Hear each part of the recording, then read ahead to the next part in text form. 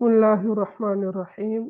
الحمد لله رب العالمين، والصلاة والسلام على أشرف الأنبياء والمرسلين سيدنا محمد وعلى آله وصحبه أجمعين. أما بعد، رب اشرح لي صدري ويسر لي أمري واحلل عقدة من لساني يفقهوا قولي.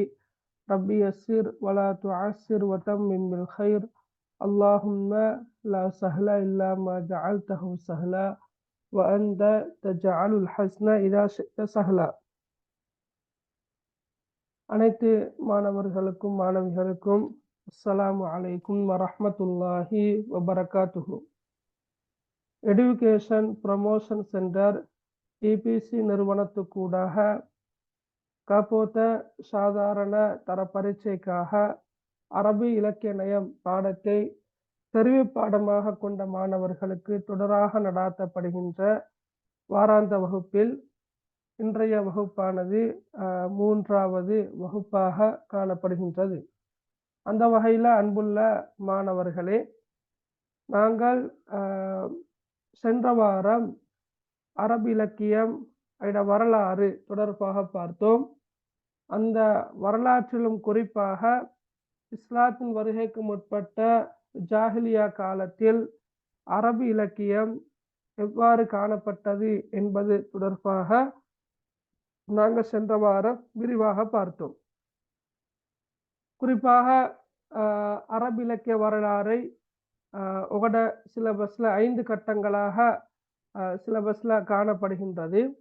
அந்த வகையில தரம் 10ல் ஜாஹிலியா காலத்தில் அரபு இலக்கியம் அல்லது அரபு கவிதைகள் எவ்வாறு காணப்பட்டன, மக்கள் கவிதைகளுக்கு எந்த அளவு தூரம் முக்கியத்துவம் கொடுப்பவர்களாக இருந்துள்ளார்கள் என்பது தொடர்பாக 10ஆம் ஆண்டிலும், 11ஆம் ஆண்டில் இஸ்லாத்து வருகைக்கு பிற்பட்ட கால அரபு இலக்கியம், உமையா காலத்தில் அரபு இலக்கியம், அப்பாசியர் காலத்தில் அரபு இலக்கியம், அதே போல நவீன காலத்தில் அரபு இலக்கியம் எவ்வாறு காணப்படுகின்றது என்பது தொடர்பாக நீங்கள் இன்ஷா அல்லாஹ் கற்றுக்கொள்வீர்கள்.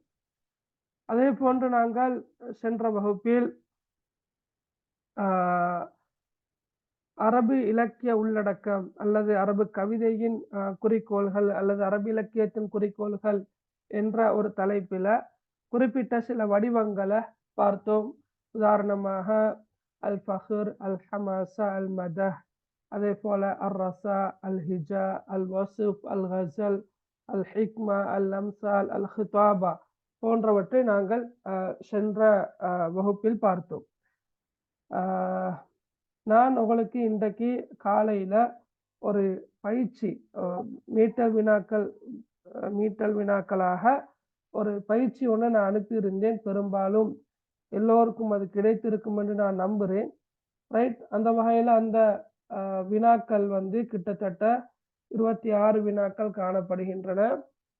இந்த வினாக்களை நீங்க ஒன்றோ பிரிண்ட் எடுத்து குறிப்பிட்ட இதில் இடமிருந்தா எழுதலாம், அல்லாவிட்டால் நீங்க இந்த வினாக்களை உங்களோட பயிற்சி கொப்பியில நீங்க எழுதி அதற்குரிய விடைகளை நீங்க தொடராக எழுதி வருவீர்களாக இருந்தால் இன்ஷா அல்லாஹ் அது உங்களுக்கு மிகவும் பயனுள்ளதாக இருக்கும் என்று நான் நம்புகிறேன்.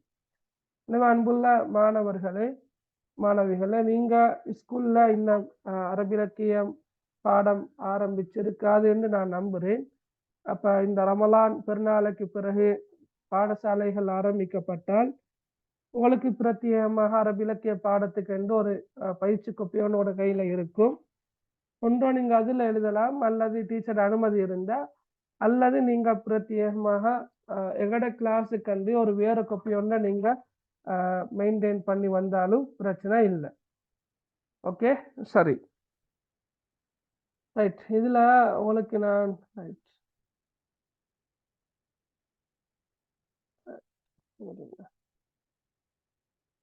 இந்த சவுண்ட் கிளியரா கேக்குறா எல்லாருக்கும், இல்லாட்டி சவுண்ட் போதவா? கேக்குறதானே? ரைட், ஓகே, சரி. இப்ப இந்த வினாக்களுக்கான விடைகளை செஞ்சு கொண்டு வந்திருக்கிறா நீங்க?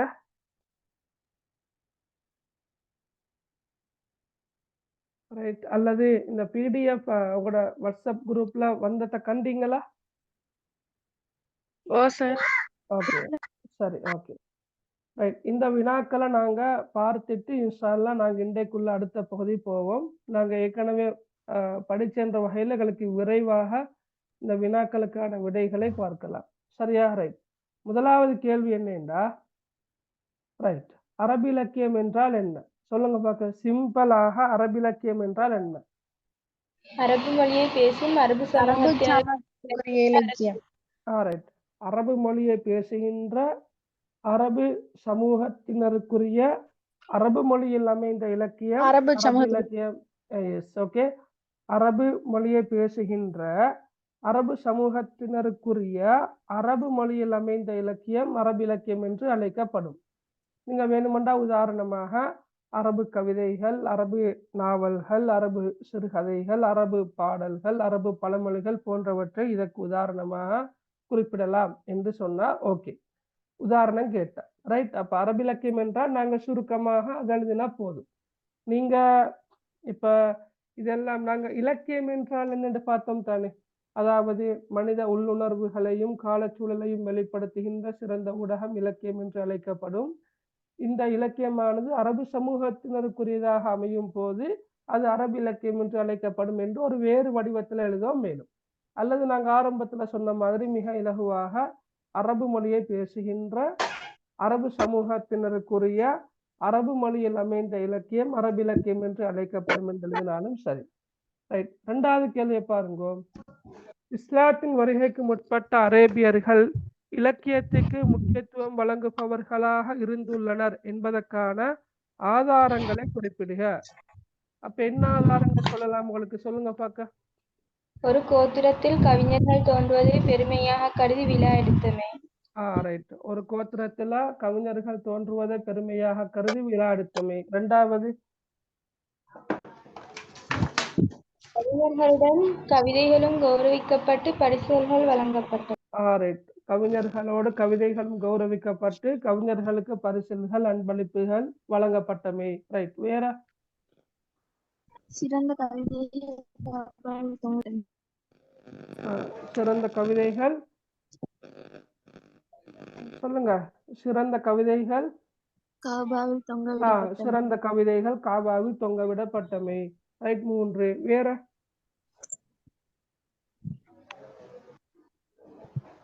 சரியா? சிறந்த கவிதைகளை தெரிவு செய்வதற்காக கவிதை சந்தைகள் காணப்பட்டமை. உதாரணமாக உக்கால், துல்மஜாஸ், மிஜன்னா போன்ற கவிதை சந்தைகளை குறிப்பிடலாம். ரைட். இவ்வாறாக நீங்க ஆதாரங்களை எழுதியலுமா இருக்கணும். ரைட். குறிப்பாக 2 ஆதாரங்களையாவது ஞாபகம் வச்சுக்கொண்டா போதும். ரைட். அடுத்த பாருங்க. இஸ்லாத்தின் வருகைக்கு முற்பட்ட அரேபியர்கள் வாழ்வில் முக்கிய கருப்பொருள்களாக காணப்பட்ட விடயங்கள் யாவை?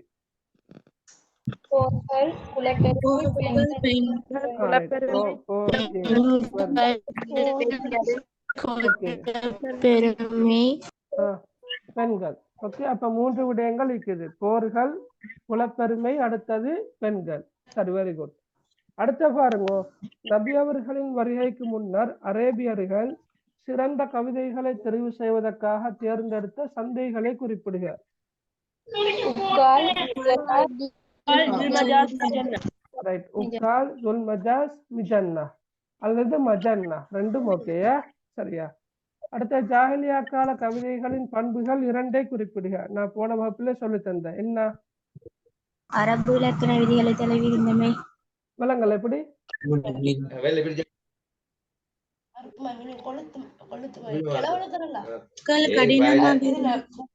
சொற்கள் கடினமாக காணப்பட்டன. வேற?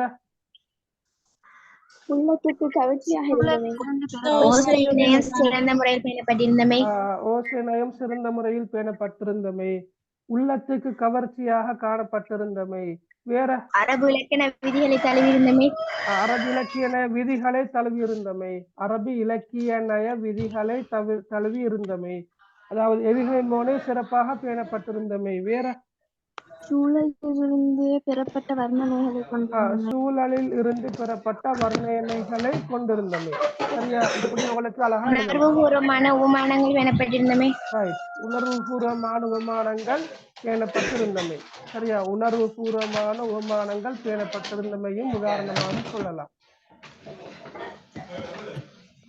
சரியா, உலகளோட அக்கம் பக்கத்துல சவுண்டா இருந்தா நீங்க விடைய சொல்லிட்டு உடனடியாக என்ன செய்யுங்க, மியூட் பண்ணிக்கொள்ளுங்கள. Right, okay, right. சவுண்ட் இல்லாட்டி பிரச்சனை இல்லை, நீங்க அன்மியூட் பண்ணி வச்சிருக்கலாம். அக்கம் பக்கத்துல வீட்டில் இருக்கிறவங்க பேசுவாங்க, ஏதாவது வேலை செய்வாங்க அப்படி என்று இருந்தா நீங்க விடைய சொல்லிட்டு உடனடியாக மியூட் பண்ணிக்கொண்டா நல்லா. ரைட், இப்படி உங்களுக்கு நிறைய எழுதலாம். அப்ப ரெண்டாவது எங்க ஞாபகம் வச்சு கொள்ளணும். ரைட், அடுத்த பாருங்க. ஜாஹிலியா காலத்தில் சிறந்த கவிதைகள் என தேர்ந்தெடுக்கப்பட்டு காபாவில் தொங்கவிடப்பட்ட கவிதைகள் எவ்வாறு அழைக்கப்படுகின்றன? முஅல்லகாத் என்று அழைக்கப்படும்.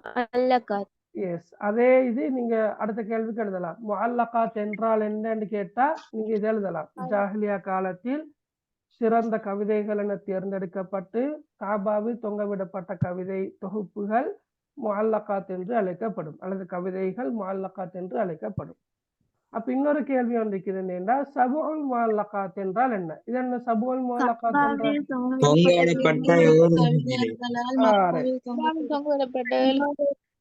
காபாவில் தொங்கவிடப்பட்ட 7 கவிதை தொகுப்புகள். அப்ப சபு என்ற கருத்து 7.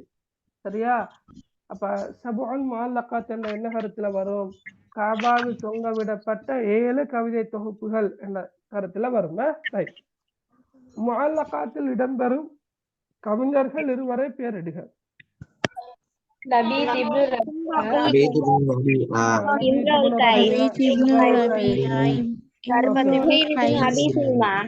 Okay, very good. Zuhair ibn Abi Sulma, Tarafa இப்னு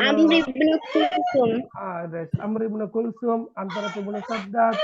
இப்படி உங்களுக்கு விருப்பமான 5-6 பேர்ல 2 பேரோட பேர் எழுதினா சரி.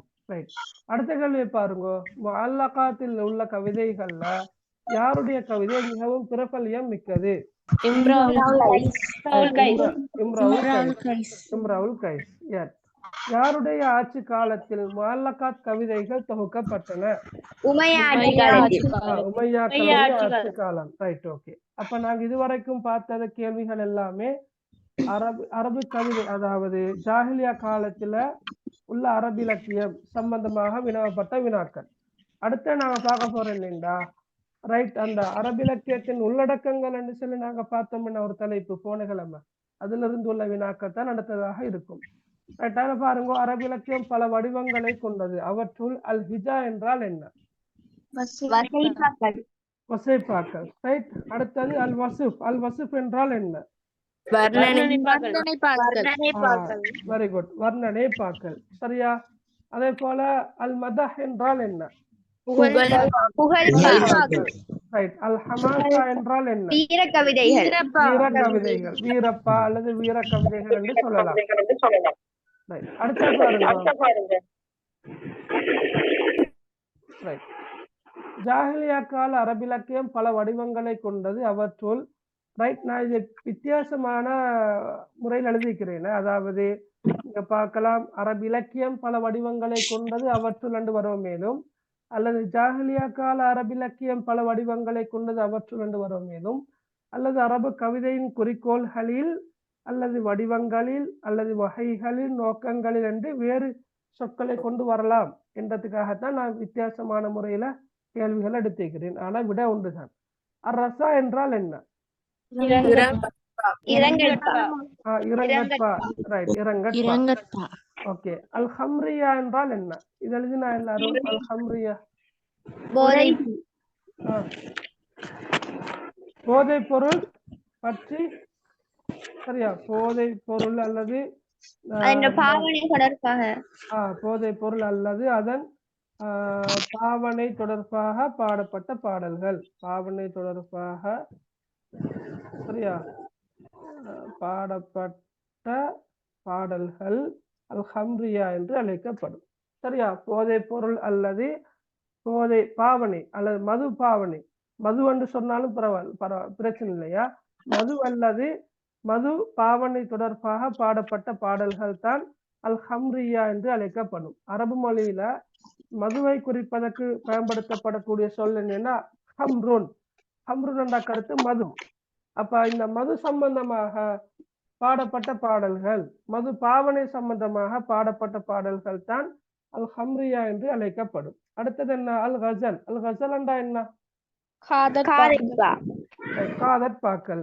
அல் பஹர் என்றால் கற்புகழ்ச்சி பாக்கள். கற்புகழ்ச்சி பாக்கள். கற்புகழ்ச்சி கவிதைகள். Okay right. அப்ப உங்களுக்கு இதெல்லாம் கட்டாயம் பாடமா இருக்கணுமா? சரியா? அதுல இப்படி ஒரு கேள்வி ஒன்று நான் எடுத்து கிடைக்கல. உதாரணமாக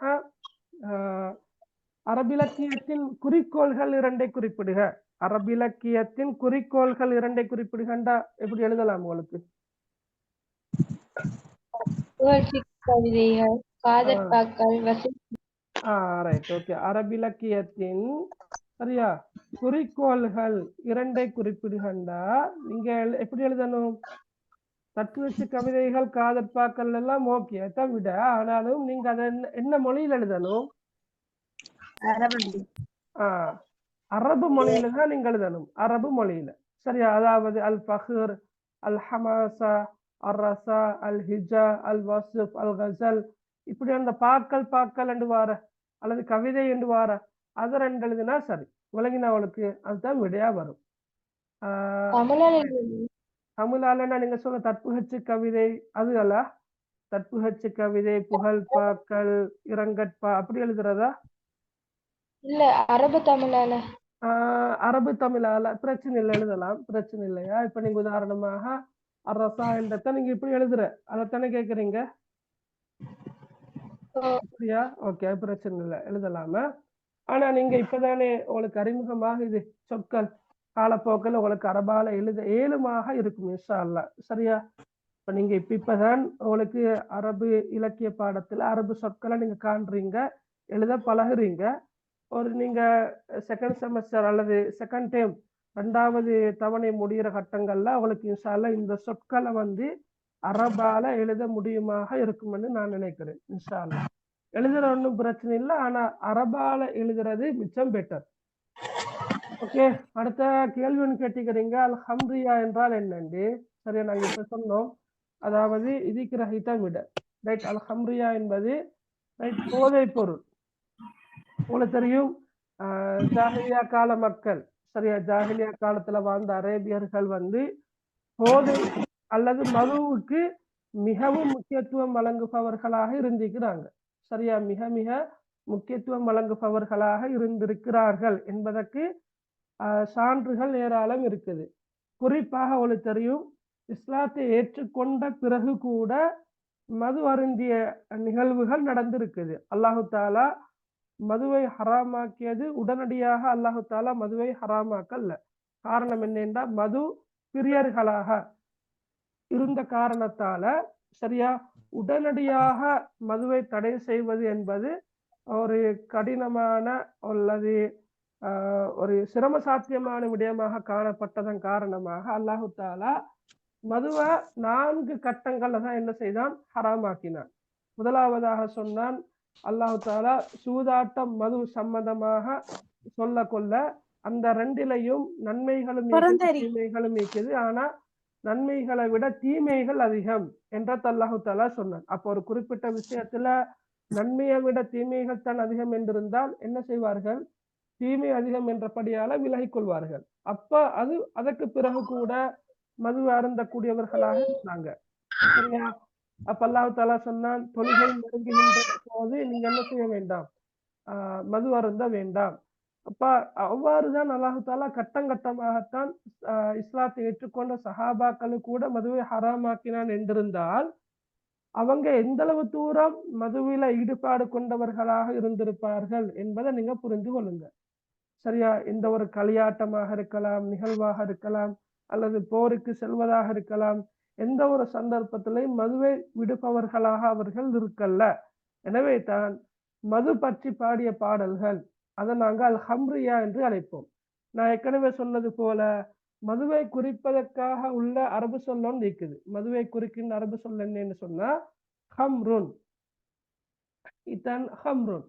ஹம்ரண்டா கருத்து என்ன? ஹம்ரன்னா மதுபானத்தை குறிக்கின்ற சொல் ஹம்ர். சரியா? மதுவை குறிக்கின்ற சொல். எனவே மது பற்றி பாடப்பட்ட பாடல்கள் எல்லாவற்றையும் அல்லது மது பாவனை தொடர்பாக பாடப்பட்ட பாடல்கள் எல்லாவற்றையும் நாங்க அல் ஹம்ரியா என்று அழைப்போம். அல் ஹம்ரியா என்று அழைப்போம். சரியா? ரைட். அடுத்த பாருங்க, கோத்திரங்கள் ஒன்றை ஒன்று எதிர்த்து பாடும் பாடல்கள் அரபு மொழியில் எவ்வாறு அழைக்கப்படும்? சொல்லுங்க பாத்தா. الهجاء அல் ஹிஜா. ரைட். அது அல் ஹிஜா அல்லது ரெண்டு மாதிரி சொல்வார்கள். ரைட். ஓகே. அல் ஹிஜா உல் கபலி. ரைட். ஓகே. ரைட்.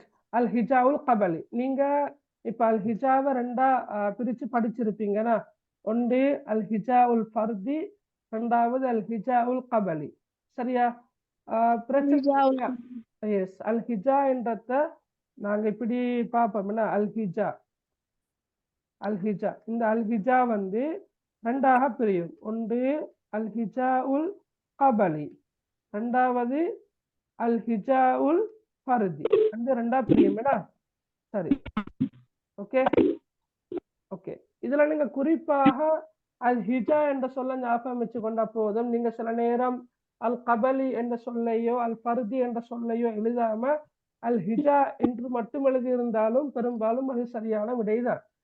குறிப்பாக உங்களுக்கு வேறுபடுத்தி எழுதியலுமாக இருந்தால் அல் ஹிஜா உல் கபலி என்றோ அல் ஹிஜா உல் ஃபர்தி என்றோ உங்களுக்கு வேறுபடுத்தி எழுதியலுமாக இருந்தா அது ஓகே, பிரச்சனை இல்லை, நல்ல. ஆனா யாராவது அல் ஹிஜா என்று மாத்திரம் எழுதியிருந்தாலும் அது சரியான விடைதான். சரியா? அப்ப ரைட். அப்ப உங்களுக்கு விளங்கி இருக்கும்.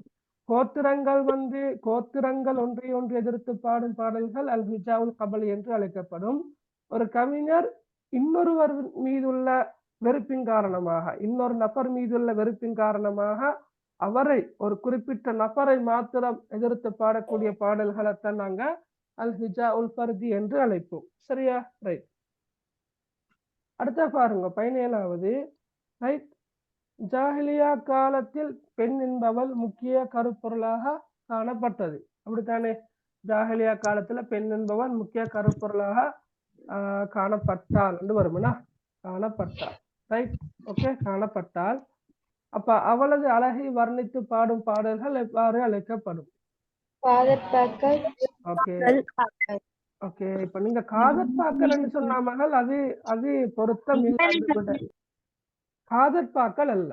சரியா? காதற்பாக்கள் என்றது நாங்க அந்த குறிப்பிட்ட அரபு சொல்லுக்குரிய கருத்தை சொல்றோமே தவிர அந்த அரபு சொல்லத்தான் நாங்க எதிர்பார்க்கிற விடையாக. ஏன்னா காதற்பாக்கள் என்பது தமிழ் இலக்கியத்திலும் இருக்குது. வழங்கினா அவளுக்கு. அதே போல ஆங்கிலத்திலும் இருக்கலாம். எந்த ஒரு இலக்கியமாக இருந்தாலும் அது இருக்குது. அப்ப தமிழ் இலக்கியத்தில் காதற்பாக்கள் என்று சொல்றது எழுதாம ரைட் அரபால எப்படி சொல்றது என்றதாக நீங்க எழுதணும். ஜாஹிலியா காலத்தில் பெண் என்பவள் முக்கிய கருப்பொருளாக காணப்பட்டால் அவளது அழகை வர்ணித்து பாடும் பாடல்கள் எவ்வாறு அழைக்கப்படும் என்பது இது மறைமுகமாக இப்படி ஒரு சொல்லொண்டி இருக்குது. வழங்கினா அவளுக்கு அரபு மொழியில் எவ்வாறு அழைக்கப்படும்? அதுதான் கேள்வி. சரியா? எவ்வாறு அழைக்கப்படும்? அல் கசல். ஓகே. அதைத்தான் நாங்கள் எழுதணும். அல் கசல். சரியா? ரைட். ஓகே. அதான் எழுதணுமா? அடுத்த பாருங்க. இப்ப 2-3 சந்தர்ப்பங்கள நீங்க சொன்னீங்க அப்படி. அதாவது புகழ்பாக்கள், வசைப்பாக்கள், காதற்பாக்கள், வர்ணனை பாக்கல்னு சொன்னீங்க. ஆனா இன்னும் நீங்க அப்படி சொல்லாம குறிப்பிட்ட அந்த அரபு சொல்ல நீங்க எழுதுங்க. சரியா? ரைட். ஓகே.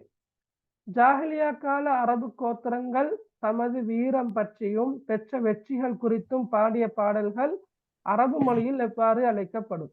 அல் ஹமாசா. வழங்கினா இங்க அல் ஃபஹர் வருமா? இல்ல. அல் ஃபஹர் வராது. அல் ஃபஹர் என்பது அதுல வீரம் மட்டுமல்ல, வீரத்தோடு இன்னும் சில நல்ல பண்புகளும் இணைந்துதான் அல் ஃபஹர், தற்புகழ்ச்சி கவிதைகள் வரும் இல்லையா? ஜாஹிலியா கால மக்கள் அவர்களிட சில நல்ல பண்புகள் காணப்பட்டன என்பதை நாங்கள் ஏற்கனவே பார்த்தோம். உறவினர்களை கௌரவித்தல், சங்கைப்படுத்துதல், அயலவர்களுக்கு உதவி செய்தல், தேவையுடையோருக்கு உதவுதல், வீரம், நாணயம் போன்ற பல நல்ல பண்புகள் அவங்கள்ட்ட இருந்திருக்குது. எனவே தங்களிடம் காணப்படக்கூடிய அந்த நல்ல பண்புகளை பற்றி பாடிய பாடல்கள் தான் அல் ஃபஹர் என்று அழைக்கப்படும். அதுல வீரம் வரும். ஆனா தனியா அல் ஹமாஸ் ஆண்டு வரக்கொள்ள போர்கள்ல கலந்து கொள்வது, போர்கள்ல பெற்ற வெற்றிகள் குறித்து பாடிய பாடல்கள் தான் அரபு மொழியில நாங்கள் அல் ஹமாசா என்று சொல்வோம். வீர கவிதைகள், வீரப்பான்னு சொல்வோம். அடுத்த பாருங்க, ரைட், இது உங்களுக்கு தெரியும். இப்ப போதைப் பொருள் அல்லது அதன் பாவனை தொடர்பாக பாடப்பட்ட கவிதைகள் எவ்வாறு அழைக்கப்படும்? அல்ஹம்துலில்லா என்று அழைக்கப்படும். Right, okay. அடுத்த, கோத்திர வீரன் இறந்தால் அவனது இழப்பிற்காக அவனிடம் காணப்பட்ட நற்குணங்களை கூறி பாடும் பாடல்கள் எவ்வாறு? என்று அழைக்கப்படும். ரைட். அடுத்த பாருங்க, ஞான உரைகள், பழமொழிகள் அரபு மொழியில் எவ்வாறு அழைக்கப்படும் என்பதை குறிப்பிடுக. ஞான உரைகள் எவ்வாறு அழைக்கப்படும்? Very good. பழமொழிகள் எவ்வாறு அழைக்கப்படும்? பழமொழிகள் அல்-அம்சால் என்று அழைக்கப்படும். சரி. அடுத்தது, அல் ஃபஹர் எனப்படும் தத்துவச்சு கவிதைகளில் புகழ்ந்து கூறப்படும் விடயங்களுள் 2 குறிப்பிடுக. வீரம், கொடை, நாணயம், குலப்பெருமை, அயலவர்களை பாதுகாத்தல், கவனித்தல், தேவையுடையோருக்கு உதவுதல். அப்படி நீங்க இதுல 2 எழுதினா சரி. அல் மதஹ் என்பதன் எதிர்ப்பதன் என்ன? அல் ஹிஜா. ஓகே, அல் ஹிஜாவா? ரைட். அப்ப அல் ஹிஜா என்று வந்தா அடுத்த கேள்வி 25வது. அல் ஹிஜா என்பதன் எதிர்ப்பதம் என்ன கேட்டா அல் மதஹ். ஓகே.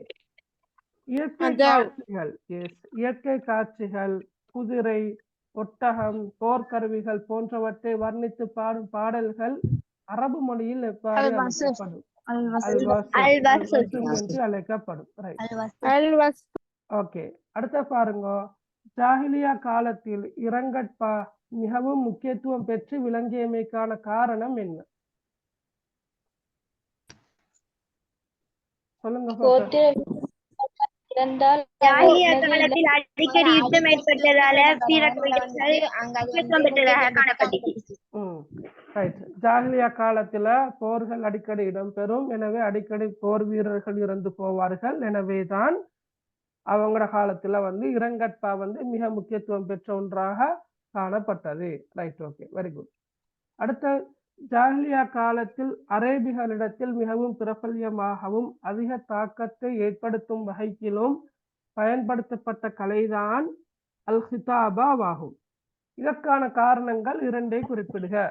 சமாதானமாக வைப்பதற்கு, சமாதானத்தை ஏற்படுத்துவதற்கு, வேற மனிதர்களின் சிந்தனைகளை கிளற, மனிதனின் சிந்தனைகளை கிளறுவதற்கு, வேற யுத்தம் ஒன்றுக்காக தயார்படுத்துவதற்கு, மார்க்க உலக விடயங்களில் வழிகாட்டுவதற்கு, மார்க்க உலக விவகாரங்களில் வழிகாட்டுவதற்கு. சரியா? Right, okay. சிந்தனைகளை கிளறுவதற்காக. எஸ், சிந்தனைகளை கிளறுவதற்காக. ரைட். அப்ப இப்படித்தான் கேள்விகள் பெரும்பாலும் வரும். சரியா? ரைட். வளமையாக இந்த அமைப்புல தான் வாரது. வளமையாக இப்ப ஜாஹிலியா காலம் அண்டு வரக்கொள்ள நாங்க மேல பார்த்த கேள்விகள் அதுல மாறி மாறி கேள்விகள் வந்திருக்குது. முதல்ல அடுத்தது இப்படி வார அல் ஹிஜா என்றால் என்ன, அல் வசப் என்றால் என்ன, அல் மதஹ் என்றால் என்ன, அல் ஹமாசா என்றால் என்ன, இப்படி அந்த என்றால் என்னன்னு வார. அதே போல அண்மை காலத்துல வந்ததுகள் அரபு இலக்கியத்தின் குறிக்கோள்கள் 2 குறிப்பிடுகண்டு வார. இதுல இன்னும் ஒரு கேள்வி என்று வார, உரைநடை இலக்கியத்துக்கு 2 உதாரணங்களும் கவிதை இலக்கியத்துக்கு 2 உதாரணங்களும் தருகண்டு வரங்கினா. உரைநடை இலக்கியத்திற்கு 2 உதாரணங்களும்,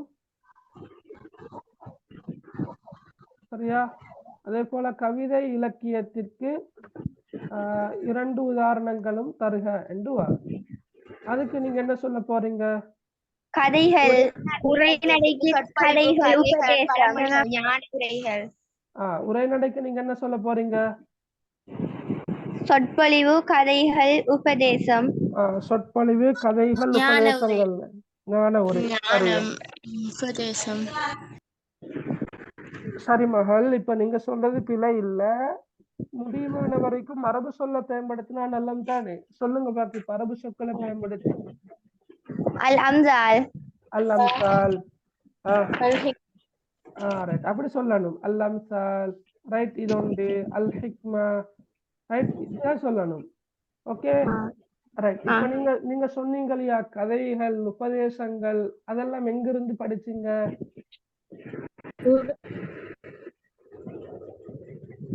ரைட், ஓகே. அப்படி சொற்களும் இருக்குது. உதாரணமாக அல் வசாயா, உபதேசங்கள், அல் கிசஸ், கதைகள். நான் போன கிழமை உங்களுக்கு சொல்லித்தர இல்லை. நான் இன்ஷா அல்லாஹ் சந்தர்ப்பம் ஒன்று அமையிற நேரம் நான் சொல்லித்தரேன். அத்தர்தியா, அல் ஹவால் என்றெல்லாம் வருது. எக்ஸாமுக்கு வந்து இல்லை, ஆனாலும் தெரிந்திருந்தா நல்லா. ஏண்டா அது காரணம் சொல்றேன். ஏண்டா 2019ஆம் ஆண்டு நினைக்கிறேன், அல் ஹம்ரியா என்ற சொல் வந்திருந்துச்சு. அல் ஹம்ரியா, சரியா? மது பாவனை தொடர்பாக பாடப்பட்ட பாடல்கள் அல் ஹம்ரியா என்று அழைக்கப்படும். இந்த அல் ஹம்ரியா என்ற சொல் அரபிலக்கிணைய புத்தகத்திலேயோ அல்லது அரபிலக்கிணைய ஆசிரியர் வழிகாட்டி புத்தகத்திலேயோ இருக்கல்ல. இருந்தாலும் அந்த சொல் வந்திருந்த. அப்ப தெரிந்தவர்கள் எழுதியிருந்தார்கள், தெரியாதவர்கள் விட்டிருந்தார்கள். அப்ப அந்த வகையில தான் குறிப்பிட்ட இன்னும் சில சொற்கள் இருக்குது. அப்ப நாங்க அதுக்கு என்ன செய்யணும்? தெரிந்திருக்க வேண்டும். உதாரணமாக இப்ப நீங்க சொன்னீங்க உபதேசங்கள். உபதேசங்களை குறிக்கிற சொல் அல் வசாயா. அதே போல கதைகள், கதைகளை குறிக்கிற சொல் அல் கிசஸ். ஓகே, அதே போல அல் ஹவால் இருக்குது, அத்தர்தியா இருக்குது. இன்ஷால்லா நான் உங்களுக்கு பிறகு அதை சொல்லித்தாரேன். சரியா? ரைட். இதுல பாருங்க, உரைநடை இலக்கியம் என்று வந்தால் அல் அம்சால் பழமொழிகள், அல் ஹிக்மா ஞான உரைகள், அல் ஹிதாபா உரைகள், அதை சொல்லலாம். கவிதை என்று வந்தா அல் கஸல், அல் கஸல், அல் வஸ்ஃப், அல் மதஹ், அல் ஹிஜா, அல் ஃபஹ்ர், அல் ஃபஹ்ர் எல்லாமே சொல்லலாம். Okay, right. அந்த கவிதை அமைப்புல பாப்பாண்டு பாரு, வீரப்பா, தட்புகச்சிப்பா, புகழ்பா என்று நாங்க படிக்கிற அதெல்லாமே கவிதை வடிவத்துல வருமா? கவிதைக்கு உதாரணமாக வரும். சரி, இதுல யாரு 14வது கேள்வி கேட்டிருக்கிறீங்க? 14வதா? சரி. ஜாஹிலியா கால அரபிலக்கியம் பல வடிவங்களை கொண்டது. அவற்றுள் நாங்க இப்ப பார்த்தது அர் ரசா என்றால் தட்புகச்சு கவிதை, சாரி, அர் ரசா என்றால் இரங்கற்பாக்கள், அல் ஹம்ரியா என்றால் போதை பொருள் அல்லது, எஸ், அர் ரசா என்றால் இரங்கற்பா, ரைட். அல் ஹம்ரியா என்பது போதை பொருள் அல்லது அதன் பாவனை தொடர்பாக பாடப்பட்ட பாடல்கள். அல் கஸல் என்பது காதற்பாக்கள். அல் ஃபஹ்ர் என்பது தட்புகச்சி பாக்கள் என்று வரும். சரி, இதுவரைக்கும் பார்த்ததுல ஏதாவது டவுட் இருக்குதா? கிளியர் இல்லாமல் இருக்கிறா?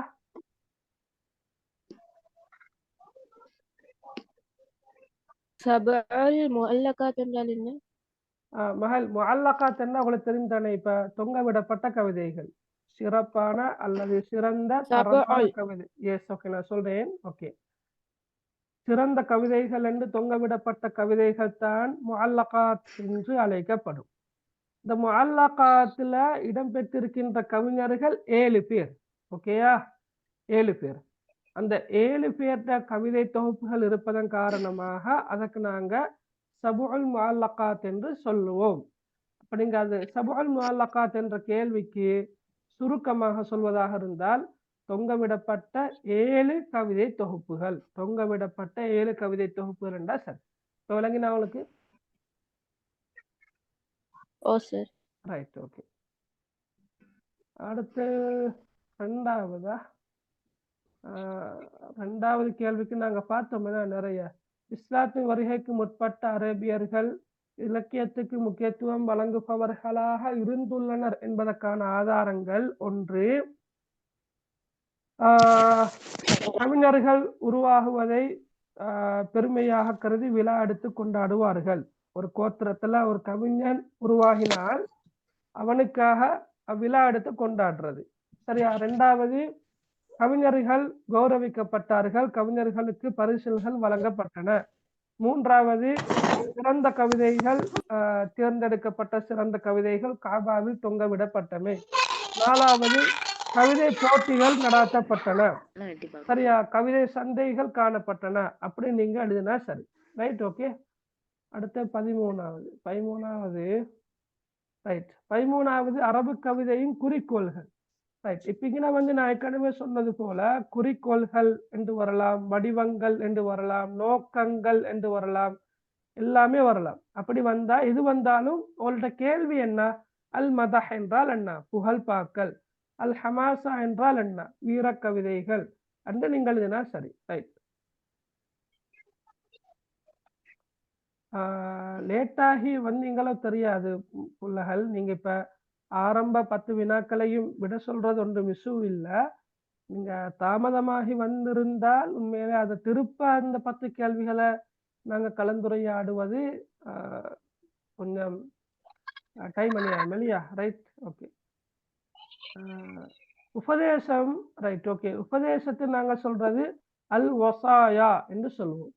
சரியா? அல் வசாயா. நான் கீழே டைப் பண்ணி நான் நல்ல வேணா. Right, okay.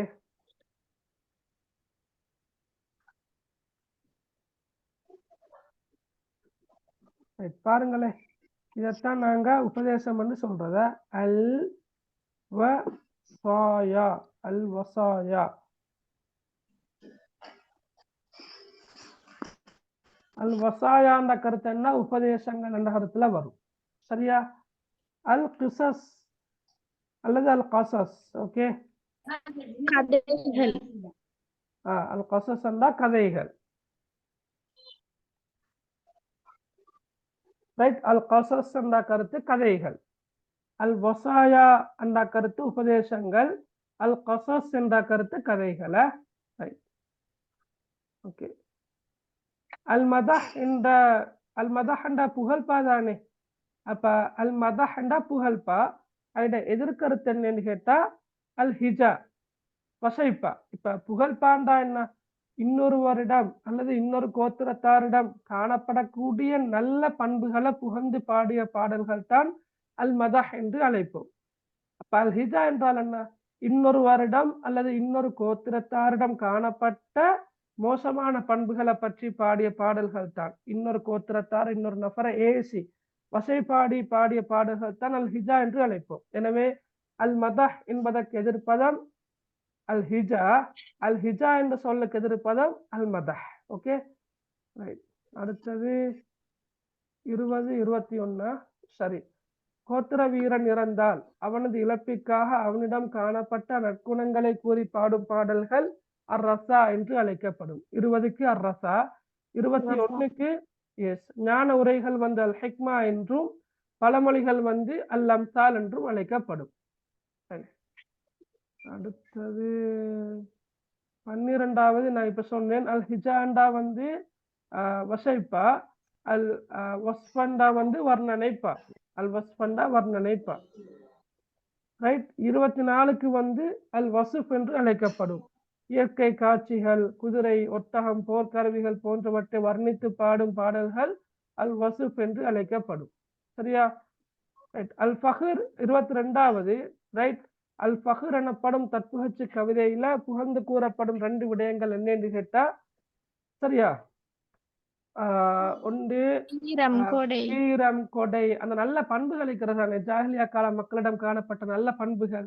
வீரம், கொடை, நாணயம், அயலவர்களுக்கு உதவியாக இருத்தல், தேவையுடையோருக்கு உதவி செய்தல், அபயமளித்தல், விருந்தினர்களை கௌரவிக்கிறது, வாக்குறுதிகளை காப்பாத்துறது, அதை பத்தி எழுதலாம். Right, okay.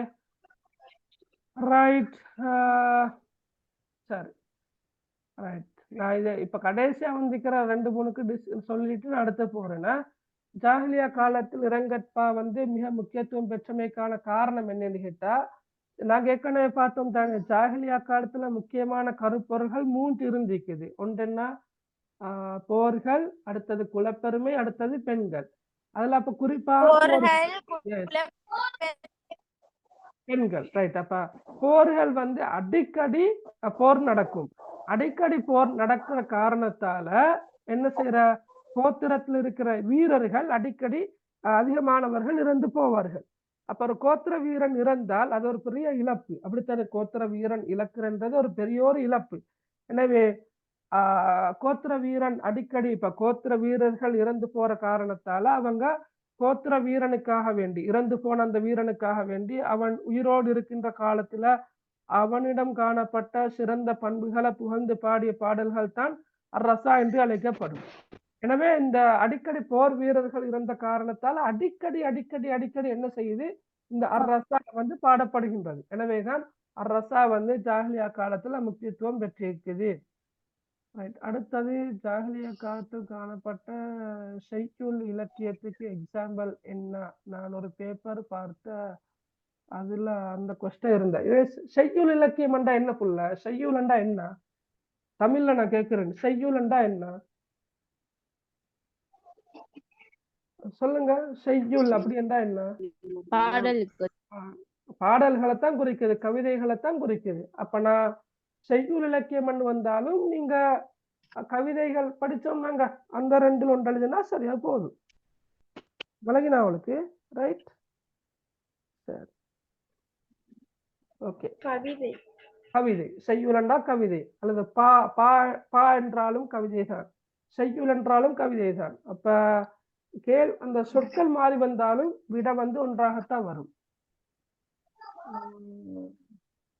ஓகே, சரி, ஓகே, ரைட்.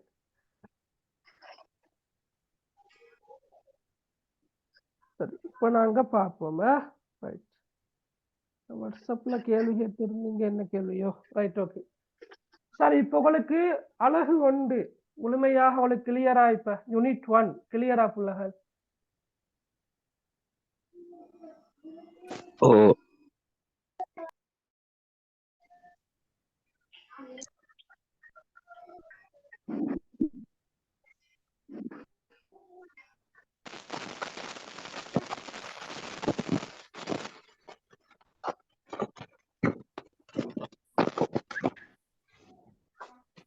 ஓகே, ஒரு 1 மினிட் தாங்க, நான் வரேன். 2 மினிட்ஸ்ல வரேன். ரைட்,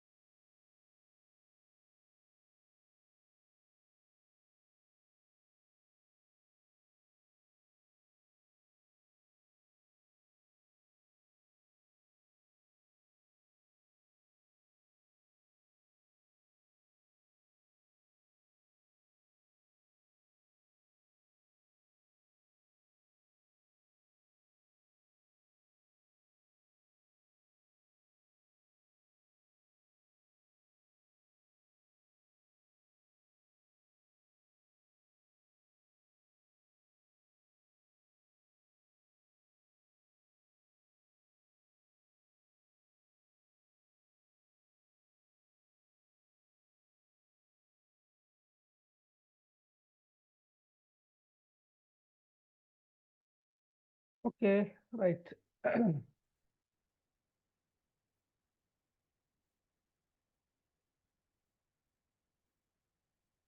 ரைட், அப்ப நான் உங்களுக்கு ஆல்ரெடி இப்ப இந்த பிடிஎஃப் அனுப்பிதான் நீக்கிறேன். விடைகளை வந்து நீங்களாகவே சுயமாக எழுதினா மிச்சம் நல்லா. இல்லாட்டி விடைகளை நான் டைப் பண்ணி அனுப்புறது ஒன்றும் பிரச்சனை இல்லை. இருந்தாலும் நீங்களாகவே விடைகளை எழுத முடியுமாக இருந்தால் அது மிச்சம் பிரயோசனமாக இருக்கும். ரைட், ஓகே, சரி.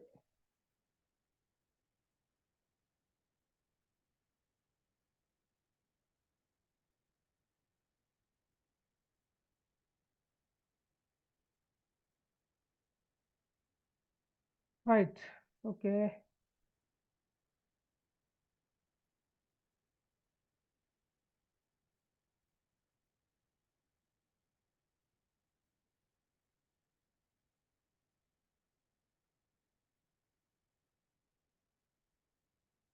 ஓகே. இப்ப நாங்க இன்ஷா அல்லாஹ் இன்றைக்கு வந்து நாங்க அலகு 2 அத பார்க்கறதுக்கு போறோம். ரைட். அதுதான் என்ன, அல் குர்ஆனும் அரபு இலக்கியமும் என்ற இந்த யூனிட் 2 சரியா, அதை நாங்க ஸ்டார்ட் பண்ண போறோம். இப்ப இதை பொறுத்தளவில் நாங்க இன்றைக்கு இன்ஷா அல்லாஹ் ஆரம்ப அறிமுகத்தை தான் பார்க்க போறோம்.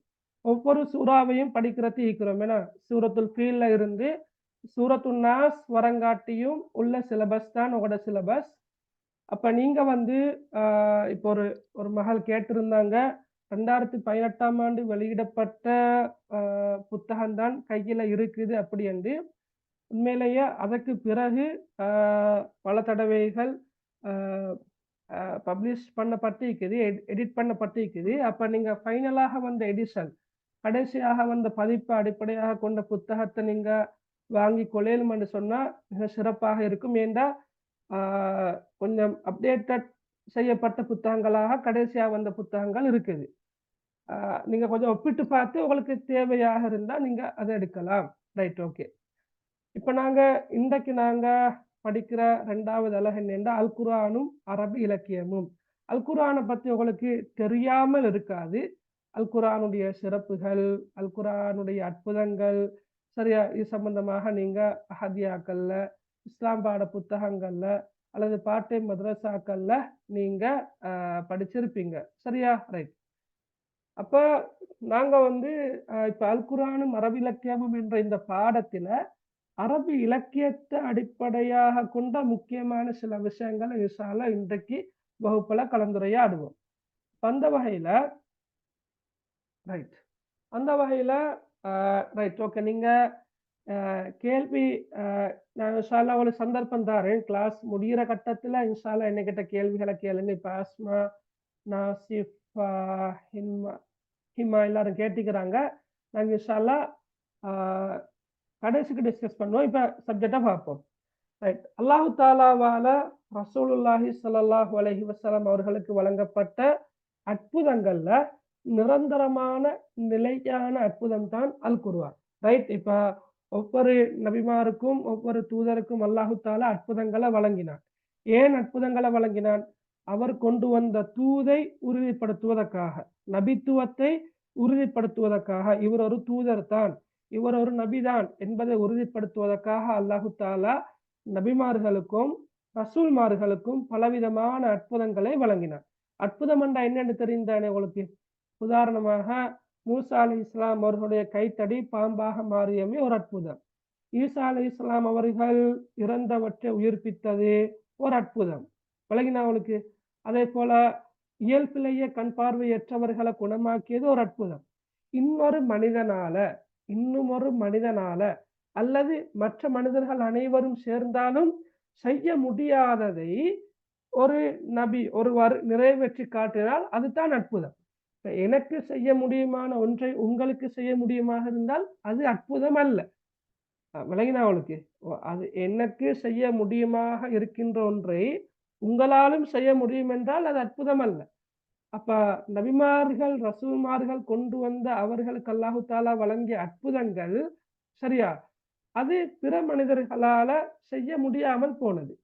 அதே மாதிரிதான் அல்லாஹு தாலா முஹம்மத் ஸல்லல்லாஹு அலைஹி வஸல்லம் அவர்களுக்கு அற்புதங்கள் பல வழங்கி இருந்தான். ஆனா அந்த அற்புதங்கள்ல எல்லாம் மிக சிறந்த உன்னதமான நிரந்தரமான காலத்தால் அழியாத மறுமை வரைக்கும் நிலைத்து நிற்கின்ற அற்புதம் தான் அல் குர்ஆன். ஏன் நாங்கள் அல் குர்ஆன் அற்புதம் என்று சொல்றோம் என்று சொன்னா, அல் குர்ஆனை போன்ற ஒன்றை அந்த காலத்திலும் யாராலும் உருவாக்க முடியாமல் போனது, இனிவரும் காலங்களிலும் யாராலும் உருவாக்க முடியாத அளவுக்கு அல் குர்ஆன் தனித்து சிறப்பாக இருப்பதால் தான் நாங்கள் அல் குர்ஆனை வந்து அற்புதம் என்று சொல்றோம் சரியா. அப்ப அல் குர்ஆன் அற்புதத்தன்மைகள் பல இருக்குது. உதாரணமாக குர்ஆன் வந்து அறிவியல் அற்புதங்களை கொண்டிருக்குது. குர்ஆன் அறிவியல் ரீதியாக பல உண்மைகளை சொல்லுது. உதாரணமாக மரஜல் பஹ்ரைன் யல்தகியான் பைனஹுமா பர்ஸஹுன் லா யப்கியான். 2 கடல்கள் ஒன்றை ஒன்று சங்கமிக்காது, கலக்காது. ரைட், அந்த 2 கடல்களுக்கும் இடையில ஒரு திரை இருக்கின்றது என்று அல்லாஹு தாலா சூரத்து ரஹ்மான்ல சொல்றான். சொன்னபடியே இப்ப நவீன விஞ்ஞானத்துல எங்களை பார்க்கலாம், 2 கடல்களும் சங்கமிக்காத முறையில வீடியோஸ் எல்லாம் நீங்க பார்த்திருப்பீங்க. அது ஒரு அற்புதம், அறிவியல் அற்புதம். அதே போல இன்னும் பல அற்புதங்கள் ஏராளம் ஏராளம் ஏராளம் இருக்குது. சரியா? இது அறிவியல் அற்புதம். எதிர்காலங்கள்ல நடக்க இருக்கிறத முன்கூட்டியே சொல்றது மற்றும் ஒரு அற்புதம். சரியா? எதிர்வு கூறல் என்று நாங்க சொல்வோம். இவ்வாறு பல அற்புதங்களை கொண்டிருக்கின்ற குர்ஆன், அதோட இலக்கிய சிறப்பும் ஒரு அற்புதமாகத்தான் இருக்குது. இலக்கியம், சரியா? குர்ஆன் மொழி நடை, குர்ஆன் மனித உள்ளங்களை ஆகர்ஷிக்கின்ற தன்மை, குர்ஆன்ல கையாளப்பட்டிருக்கின்ற வசனங்களோட ஓசை நயம், திரும்ப திரும்ப சொல்றதுல உள்ள அழகு, இதெல்லாமே அற்புதம் தான். உதாரணமா நீங்க சொல்லுங்களே, ரைட், சூரத்து ரஹ்மான் ஓதுங்களே. சூரத்து ரஹ்மான், அர் ரஹ்மான் அல்லமல் குர்ஆன் என்று ஆரம்பிக்கின்ற அந்த சூறாவில ஃபபிஐகி ஆலாஇ ரப்பிக்குமா துகஸிபான் என்ற அந்த வசனமானது பல தடவைகள் வந்திருக்குது. ஒன்றுக்கு மேற்பட்ட அல்லது 15க்கும் மேற்பட்ட தடவைகள் வந்திருக்குது. அப்ப நாங்க அதை ராகம் எடுத்து அழகாக ஓதக்கூடிய சந்தர்ப்பத்துல நாங்க எத்தனை தடவைகள் ஓதினாலும், எத்தனை தடவைகள் ஓத கேட்டாலும் எங்களுக்கு சலிப்பை ஏற்படுத்த மாட்டாது. அவ்வளவு அழகா ரசிக்கக்கூடியதாக இருக்கும். உதாரணமா அதே போல நீங்க அம்ம ஜூஸுகளை பாடம் என்றிருந்தால் அல்லது நீங்க அம்ம ஜூஸ் ஓதி பார்த்தீங்கன்னு சொன்னா ஒவ்வொரு சூறாவும் வித்தியாசமான ஸ்டைல வந்திருக்குது. உதாரணமாக சூரத்து நாஸ் எடுத்தா எல்லா வசனங்களும் அன்னாஸ், மலிக்கின்னாஸ், இஸ்ஸென்றோசையில முடிவடைகிற. சூரத்துல் ஃபலக் எடுத்தா எல்லா வசனங்களும் ஒரு குழுக்கள் ஓசையில முடிவடைகிற. ஃபலக்கு, ஹலக்கு, வகபு, ஒகது, ஹசது, அப்படி வருது. அல்லது சூரத்துல் கௌசர் எடுத்தாலும் எல்லா வசனங்களும் ரா என்ற எழுத்துல முடிவடைகிற. உதாரணமா நான் சொல்றேன். அல்லது நீங்க சூரத்துல் துஹா எடுத்தா நெடிலோசையில முடிவடைகிற. சூரத்துல் ஷம்ஸ் எடுத்தா வஷ்ஷம்ஸி வதுஹாஹா வல்கமரி இதா தலாஹா வன்னஹாரி இதா ஜல்லாஹா வல்லைலி இதா யக்ஷாஹா, அது இன்னொரு வகையில முடிவடைகிற. ரைட், அதே போல நீங்க சூரத்துல் குபிரத் தக்வீர் எடுத்தா அது இதா ஷம்ஸு குபிரத் வைதன் நுஜூமு கதரத் வைதல் ஜிபாலு சுஜிரத் வைதல் இஷாரு உத்திலத். அதுல ஒரு வித்தியாசமான ஓசைனம் இருக்கிறத நீங்க பார்க்கலாம். விளங்கினா அவளுக்கு? ரைட், அதே போல நீங்க சூரத்துல் காஷியா எடுத்தீங்கன்னு சொன்னா ஹல் அதாக ஹதீதுல் காஷியா வுஜூஹு யௌமைதின் காஷியா ஆமிலத்துன் நாசிபா தஸ்லா நாருன் ஹாமியா. அந்த சவுண்ட் முடிவடைகிறது இன்னும் ஒரு ஓசைனம். அப்ப ஒவ்வொரு சூறாக்களும் வித்தியாசமான முறையில முடிவடைகிறத நீங்க பார்க்கலாம். ஒவ்வொரு சூறாக்கும் இடையிலான சொற்கள் அளவில வித்தியாசம் இருக்கிறத நீங்க பார்க்கலாம். சின்ன சின்ன வசனங்கள், அழகிய ஓசைநயங்களை கொண்ட வசனங்கள், இவ்வாறு ஓசைநயம் என்ற அடிப்படையில் அது ஒரு வித்தியாசமான போக்குல இருக்குது. அப்ப இந்த அல் குர்ஆன் அற்புத தன்மைகள்ல அல் குர்ஆனுடைய இலக்கிய சிறப்பு ஒரு உன்னதமான இடத்தை பெற்றிருக்குது. காரணம் என்னன்னா, நாங்க முதலாவது யூனிட்ல படிச்சோம் இல்லையா, ஜாஹிலியா கால மக்கள் அரபு இலக்கியத்துக்கு, அரபு கவிதைகளுக்கு எந்த அளவு தூர முக்கியத்துவம் கொடுப்பவர்களாக இருந்திருக்கிறாங்க என்றதை நாங்க ஆரம்பத்துல படிச்சோம். அப்ப அரபு மொழிக்கு கூடுதலாக முக்கியத்துவம் கொடுப்பவர்களாக இருந்திருக்கிறாங்க என்றதாலதான், சரியா, நாங்க அதுக்கான ஆதாரங்கள் எல்லாம் படிச்சோம். ரைட், அப்ப அந்த காரணத்தால அந்த அங்க கவிஞர்கள் உருவாகின விழா எடுத்து கொண்டாடுவார்களாம். நல்ல தரமான கவிதைகள் பொன்னெழுத்துக்களால் பொறிக்கப்பட்டு காபாவில் தொங்கவிடப்படுமாம். கவிஞர்களுக்கு பரிசில்கள், அன்பளிப்புகள் வழங்கப்படுமாம் என்று நாங்க படிச்சோம். எனவே ஜாஹிலியா கால சமூகம் அவங்களோட மொழிக்கு, அவங்களோட மொழி சார்ந்த இலக்கியத்துக்கு கூடுதலாக முக்கியத்துவம் கொடுத்த காரணத்தால அவங்களோட காலத்துல அந்த இலக்கிய விற்பனர்கள், இலக்கியத்துல சிறப்பு தேர்ச்சி மிக்கவர்கள் உருவாகி இருந்தாங்க. அப்ப குர்ஆன் எப்படி இறக்கப்படணும் அப்படி பார்க்கல, குர்ஆன் எப்படி அருளப்படணும் என்றிருந்தால் அந்த இலக்கியவாதிகளுடைய இலக்கியங்களையும் அந்த இலக்கியவாதிகளுடைய கவிதைகளையும் அந்த கவிஞர்களுடைய கவிதைகளையும் முறியடிக்கின்ற விதத்தில் அதையும் மிஞ்சுகின்ற அளவுக்கு குர்ஆன் இலக்கியம் சிறப்பாக காணப்பட்டிருக்க வேண்டும். அப்பதான் அது இலக்கியம் இந்த ஒரு அற்புதம் என்று சொல்லலாம். இப்போ விளங்குறா இந்த பாயிண்ட் என்ன சொல்ல வாரண்டி? குர்ஆன் இலக்கிய சிறப்பு ஒரு அற்புதம் என்று சொல்றேன். குர்ஆன் இறக்கப்பட்ட காலம் என்ன? ரசூலுல்லாஹ் நபியாக அனுப்பப்பட முன்னர் ஜாஹிலியா கால மக்கள் இலக்கியத்துக்கு கூடுதலாக முக்கியத்துவம் வழங்குபவர்களாக இருந்திருக்கிறாங்க. எனவே தலை சிறந்த இலக்கியவாதிகள் உருவாகி இருந்தாங்க. அவர்களுடைய இலக்கிய படைப்புகளையும் அவர்களுடைய கவிதைகளையும் மிஞ்சுகின்ற அளவுக்கு குர்ஆன் இலக்கியம் சிறப்பாக இருந்தால்தான் அது அற்புதம் என்று சொல்லலாம். அப்ப ஜாஹிலியா காலத்துல வாழ்ந்த அந்த அரபிலக்கியவாதிகள் சரி அந்த கவிஞர்கள் குர்ஆன் அருளப்படுகின்ற சந்தர்ப்பங்கள்ல குர்ஆனை போன்ற ஒன்றை கொண்டு வருவதற்கு எவ்வளவோ முயற்சி செய்தார்கள். குர்ஆனும் சவால் விட்டது, முடியுமாக இருந்தால் கொண்டு வாருங்கள் அப்படி என்று. முழு குர்ஆனும் ஏலா போனா 10 சூறாக்களையாவது கொண்டு வாங்க, 10 சூறாக்கள் ஏலா போனா ஒரு சூறாவை சரி குர்ஆனில் இருக்கின்ற ஒரு சூறாவை போன்ற ஒரு சூறாவையாவது கொண்டு வாங்கன்னு சவால் விட்டது. ஆனாலும் என்ன நடந்துச்சு? அவர்களால அந்த சவாலை முறியடிக்க முடியல. எனவேதான் நாங்க சொல்றோம் குர்ஆனுடைய இலக்கிய சிறப்பு அற்புதமானது என்று சொல்றோம். சரியா? ரைட். அப்ப நாங்க ஏற்கனவே சொன்னது போல குர்ஆன் அந்த அரபிலக்கியவாதிகளை நோக்கி முன்வைத்த சவால்களை எங்களுக்கு 3 கட்டங்களாக பிரிக்கலாம்.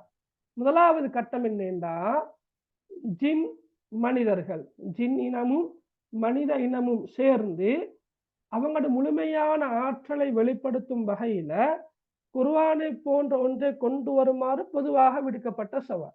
இதுதான் சூரத்துல் நிஸ்ஸால 88ஆம் வசனத்துல வருது. என்ன? قل لئن اجتمعت الإنس والجن على أن يأتوا بمثل هذا القرآن لا يأتون بمثله ولو كان بعضهم لبعض ظهيرا. என்ன இத கருத்து என்ன? இந்த குர்ஆனை போன்ற ஒன்றை இந்த குர்ஆனை போன்று கொண்டு வருவதற்கு மனிதர்களும் ஜின்களும் ஒன்று சேர்ந்தாலும் இதனை போன்று அவர்கள் கொண்டு வர மாட்டார்கள்.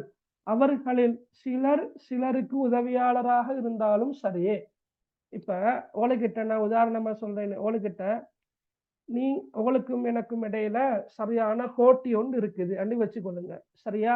சரியான போட்டி ஒன்று இருக்குது. இந்த சந்தர்ப்பத்துல நான் உங்களை நோக்கி ஒரு சவால் ஒன்று விடுறேன். சரியா? நீங்க இதை செய்ய மாட்டீங்கன்னு சொன்னா நீங்க என்ன செய்வீங்க? எப்படியாவது நான் விடுத்த சவாலை முறியடிப்பதற்காக செஞ்சு காட்டதான் பார்ப்பீங்க. அல்லாஹ் தஆலா குர்ஆனை இறக்குகின்ற சந்தர்ப்பத்துல குர்ஆனை எதிர்த்தவர்கள் மிக அதிகம், இஸ்லாத்தை ஏற்றுக்கொண்டவர்கள் மிகவும் குறைவு. குர்ஆனை ஏற்றுக்கொண்டவர்கள் மிக மிக மிக குறைவு. மறைமுகமாக தொழுதார்கள், மறைமுகமாக ஓதினார்கள், மறைமுகமாக மார்க்க கடமைகள் ஈடுபட்டார்கள். இஸ்லாத்தை ஏற்றுக்கொண்டவர்களை எந்த அளவு தூரம் சித்திரவதை செஞ்சென்றெல்லாம் நீங்க படிச்சிருப்பீங்க. இப்ப குர்ஆனை எதிர்த்தவர்கள் தான் கூட. இப்ப குர்ஆன் என்ன சொல்லுது? இவ்வாறு எதிர்த்தவர்களை நோக்கி சவால் விடுகிறது. என்ன? இந்த குர்ஆனை போன்ற ஒன்றை கொண்டு வர மனிதர்கள் என்ற அரேபியர்கள் மட்டுமல்ல, அந்த டைம்ல வாழ்ந்த அனைவரும், நீங்க மனிதர்கள் மட்டுமல்ல, ஜின்கள், இவர்கள் எல்லாரும் ஒன்று சேர்ந்தாலும் இதனை போன்ற ஒன்றை அவர்கள் கொண்டு வர மாட்டார்கள். அவர்கள் சிலருக்கு சிலர் உதவியாளராக இருந்தாலும் சரி என்று அல்லாஹ் தஆலா சொன்னார். அப்ப இதை ஒரு சவாலாக எடுத்துக்கொண்டவங்க என்ன செஞ்சாங்க? முயற்சி செஞ்சாங்க. ஆனா அந்த முயற்சி கை கூடல்ல. ரைட். உங்களுக்கு ஏலவா? ரைட். இப்ப 2வது கட்டத்துக்கு போற அல்லாஹ் தஆலா என்ன? முதல் கட்டமாக விடுக்கப்பட்ட இந்த சவாலை அரேபியர்களால முறியடிக்க முடியல. எனவே அடுத்த கட்டமாக குர்ஆன் என்ன சொல்லுது? ரைட். உங்களால முழு குர்ஆனை போன்ற ஒரு குர்ஆனை கொண்டு வர முடியாவிட்டாலும் பரவாயில்ல, 10 சூரா 10 அத்தியாயங்களையாவது நீங்க என்ன செய்யுங்க? கொண்டு வந்து காட்டுங்க என்று சவால் விடுகிறது. அப்பதான் 2ஆம் வசனம் வருது. சூரா ஹூத்ல 13ஆம் வசனம். என்ன வசனம்? அம் யகூலூன இஃப்தரா குல் ஃபஅது பிஅஷ்ரி சுவரின் மிஸ்லிஹி முஃப்தரயாத்தி வதுஉ மன் இஸ்ததஅதும் மின் தூனில்லாஹ் இன் குன்தும் சாதிகீன். ரைட். என்ன? அப்ப அல்லாஹ் தஆலா சொல்றான், அவர்கள் இதனை கற்பனை செய்து விட்டார். அவர் யாரு? முஹம்மத் ஸல்லல்லாஹு அலைஹி வஸல்லம் அவர்கள் இந்த குர்ஆனை அவராக கற்பனையாகவா சொல்றார் என்று இவங்க கூறுறாங்களா? அப்படியா இருந்தா நீங்களும் என்ன செய்யுங்க, கற்பனை செய்யப்பட்ட 10 அத்தியாயங்களை கொண்டு வாங்க என்று அல்லாஹ் தஆலா சவால் விடுறார். சரியா? ரைட். 2வது கட்டத்திலையும் அவங்க ட்ரை பண்ணி பார்க்கறாங்க, முடியல. 3வது கடைசி அல்லாஹ் தஆலா ஒரு சந்தர்ப்பத்தை கொடுக்கிறான். Right, okay. கடைசி சந்தர்ப்பம் என்ன? ஓர் அத்தியாயத்தை ஏனும் உருவாக்கி காட்டுங்க. ஒன்றையாவது நீங்க என்ன செய்யுங்க, உருவாக்கி காட்டுங்க. ரைட். ஒன்றேண்டா சூரத்துல் கௌசர் அளவு என்னன்னு உங்களுக்கு தெரியும். ஏன்னா 3 வசனங்களை கொண்ட ஒரு சூரத்துல் கௌசர். அந்த சூரத்துல் கௌசரை போன்ற ஒரு சூறாவையாவது உருவாக்கினாலும் சவால முறியடிச்ச மாதிரி தான். ஆனாலும் அது கூட முடியல. என்ன வசனம்? சூரா பக்ரா 23ஆம் வசனம். وَإِن كُنتُمْ فِي رَيْبٍ مِّمَّا نَزَّلْنَا عَلَى عَبْدِنَا فَأْتُوا بِسُورَةٍ مِّن مِّثْلِهِ وَادْعُوا شُهَدَاءَكُم مِّن دُونِ اللَّهِ إِن كُنتُمْ صَادِقِينَ. என்ன அல்லாஹ் தஆலா முழுமையா மொழிபெயர்க்கல்ல. அல்லாஹ் தஆலா என்ன சொல்றான்? இது போன்ற ஓர் அத்தியாயத்தையாவது கொண்டு வாருங்கள் என்று அல்லாஹ் தஆலா சொல்றான். அப்ப 3 கட்டமாக விடுக்கப்பட்ட சவால்கள் அவங்க ஏற்று முயற்சி செய்தார்கள். ஆனால் 3 கட்டங்களிலும் அவர்கள் தோல்வி, அவருடைய முயற்சி தோல்விதான். அவங்க ட்ரை பண்ணினாங்க தான், உருவாக்கி காட்டினாங்க தான். உதாரணமாக அல் ஃபீலு மல் ஃபீலு வமா துராக மல் ஃபீல், அந்த குர்ஆன்ல வருமே, அல் ஹாக்கா மல் ஹாக்கா வமா அதுராக மல் ஹாக்கா. அதே போல அல் காரிஆ மல் காரிஆ வமா அதுராக மல் காரிஆ. ரைட். அதே போல அல் அல் ஹுதமா வமா அதுராக மல் ஹுதமா. இப்படி அந்த குர்ஆனுள்ள ஸ்டைலுக்கு ஏத்த மாதிரி அவங்களும் ட்ரை பண்ணினாங்க. உதாரணமாக அல் ஃபீல் யானை, மல் ஃபீல் யானை என்றால் என்ன, வமா அதுராக மல் ஃபீல் யானை என்றால் என்னவென்று உமக்கு அறிய தந்தது எது, லஹு குர்தூமுன் தவீல் அதற்கு ஒரு நீண்ட தும்பிக்கை உண்டு. அப்படியெல்லாம் சும்மா பொருத்தமில்லாத அர்த்தமற்ற ஒரு இலக்கியம் ஒன்று அவங்க உருவாக்க பார்த்தாங்க, ஒரு சூறா ஒன்று உருவாக்க பார்த்தாங்க.